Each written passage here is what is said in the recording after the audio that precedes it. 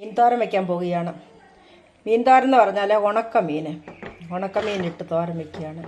ഇപ്പോഴേ മാങ്ങ ഇട്ടാണ്, മാങ്ങയും പച്ചമുളകും ഇഞ്ചിയും ഒക്കെ അരിഞ്ഞിട്ടിട്ടുണ്ട്. ഇനി മഞ്ഞൾപ്പൊടിയും ഇട്ട് സ്വല്പം വെള്ളം കൂടെ ഒഴിച്ച് വേവിക്കാൻ വയ്ക്കാം. പിന്നെ ലാസ്റ്റിൽ തിളച്ച് കഴിയുമ്പോഴേ ഉപ്പുണ്ടോ എന്ന് നോക്കിയിട്ട് ഉപ്പിടത്തുള്ളൂ. പിന്നെ സാമ്പാറിനെല്ലാം വേവിച്ച് വെച്ചു.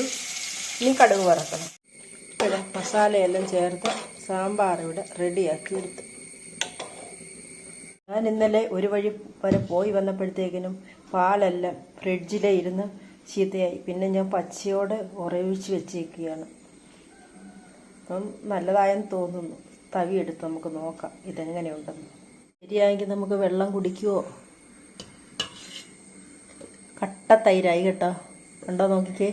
പോളി എടുക്കാവുന്ന പരുവമായി തൈര്. ഞാനടുത്ത് അഴുക്കാകുമായിരിക്കുമെന്ന്. ഇത് കാച്ചിയിട്ടില്ല കേട്ടോ, പച്ചയ്ക്കാണ് ഒഴിച്ചേക്കുന്നത്. ഇപ്പോഴേ നമുക്ക് ഇത് വേസ്റ്റ് ആകാതെ ഇങ്ങനെയാക്കിയെടുത്തു, അല്ലെങ്കിൽ പാല് മൊത്തം പോയേനെ. പാല് ചീത്തയാകുമെന്ന് അറിഞ്ഞപ്പം തന്നെ ഞാൻ പച്ചയ്ക്ക് ഒഴിച്ചു. ഇപ്പോഴേ പാല് ചീത്തയാകുമെന്ന് ഉറപ്പുള്ളവരെ ഇതുപോലെ പച്ചയ്ക്ക് ഒഴിച്ചാൽ മതി. ഇപ്പോഴേ മീൻ തോരന് ഉപ്പ് നോക്കിയിട്ട് ഇപ്പോഴേ ഉപ്പില്ല എങ്കിൽ ഉപ്പ് ചേർക്കാൻ പരുവായിട്ടിരിക്കുകയാണ്. ഞാനൊന്ന് ഉപ്പ് നോക്കിക്കോട്ടെ. ഉപ്പൊക്കെ നോക്കി അതിൽ ഒരു ശകലം പോലും ഉപ്പ് ആവശ്യമില്ല. അപ്പം പറ്റുമ്പോഴേ വാങ്ങി വയ്ക്കാം.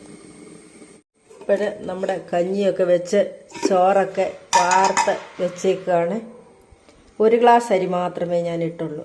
അപ്പം ചോറും ഇവിടെ റെഡി ആയിട്ടുണ്ട്. അധികം കറികളും കൂട്ടാനും ഒന്നും ഞാൻ വയ്ക്കുന്നില്ല. ഇത്രയൊക്കെ ഉള്ളൂ ഇന്നെൻ്റെ ഉച്ചഭക്ഷണം.